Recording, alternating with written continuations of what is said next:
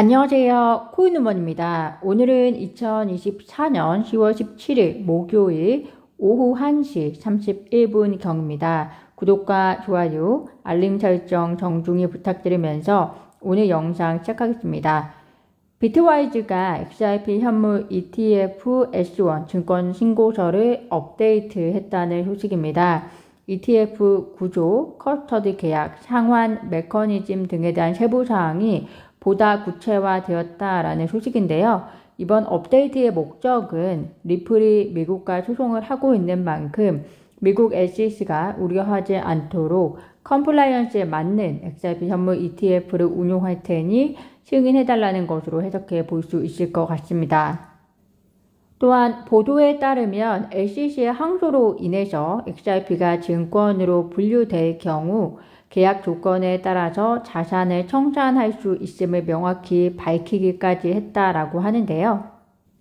과연 미국 SEC가 XRP S1 증권 신고서를 승인할 것인지는 불명확합니다. 비트코인이나 이더리움 케오스를 보면 승인할 이유가 승인하지 않을 이유보다 더 많지만 승인할 이유가 몇 개인지를 떠나서 승인하지 않을 이유가 소송 중으로 이슈 중인 자산이라는 것을 이유로 든다면 답이 없는 것도 사실입니다.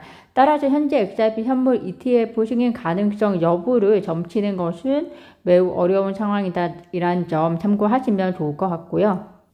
현재 리플 COE 컨퍼런스가 진행이 되고 있는 것 아실 겁니다. 리플 COE 컨퍼런스에서 CME 주식 및 FX 상품 글로벌 책임자가 CME는 리플 XRP 현물 ETF 구축 첫 단계인 중거 금리와 그리고 실시간 지수를 확보하고 있다라고 발언함으로써 미국 SEC의 승인이 있다면 미국 시장 내 출시는 시간 문제라는 것을 간접적으로 이야기하고 있는 것으로 보입니다. 이더리움 케이스를 보면 미국 SEC 승인까지 몇 달의 소요 기간을 거친 만큼 XRP 현물 ETF에 대한 승인 여부는 대선의 행보와도 깊은 연관이 있을 것으로 보입니다. 미국 SEC가 리플에 대한 항소 이유가 대략적으로 담긴 서류, 양식 C를 제출해야 하는 타임라인이 임박했는데요. X에서는 타임라인을 두고 혼선이 이어지고 있습니다. 양식 C를 제출하는 타임라인이 현지 시간으로 16일이다. 아니다, 17일이다 라는 이야기인데요. 현지 시간으로 16일이면 이미 마감이 되었기 때문에 미국 SEC가 항소를 위한 양식 C 서류를 제출하지 않은 것으로 되고 그 의미는 항소를 포기하겠다라는 것입니다. 그런데 그럴 일은 없을 것이기 때문에 우선 현지 시간 17일을 기준으로 잡고 양식 C 서류 제출을 기다려 보시면 좋을 것 같습니다. 해당 서류에는 SEC가 리플에 대해서 왜 항소하는지에 대한 대략적인 이유가 담겨져 있기 때문에 관심을 가지시는 것이 좋을 것 같은데요. 전문가들은 SEC의 항소 이유가 첫 번째 리플의 프로그래믹 판매에 대한 항소, 두 번째가 기타 XRP 배분에 대한 항소, 세 번째 리플사의 연구 영업 금지에 대한 항소, 마지막으로 1억 2,500만 달러의 너무 낮은 벌금을 명령한 것에 대한 항소, 이 네 가지를 포함해서 XRP는 그 자체로 증권이 아니다 라는 것에 대한 항소도 포함될 여지가 있다 라고 하고 있기 때문에 전문가들이 명시한 이 5가지 항소 이유와 실제로 미국 SEC가 제시하는 항소의 전반적 이유를 비교해 보시면 좋을 것 같습니다.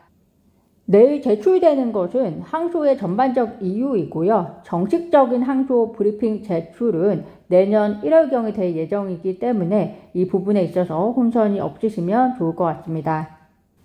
테슬라가 난데없이 총 7.6억 달러 상당의 비트코인을 신규 주소로 이체했다라는 소식인데요. 신규 주소로의 이체가 매각을 한 것인지 단지 이동만 한 것인지 알 수는 없지만 매도했더라도 그 영향이 크지 않을 것이라는 전망입니다.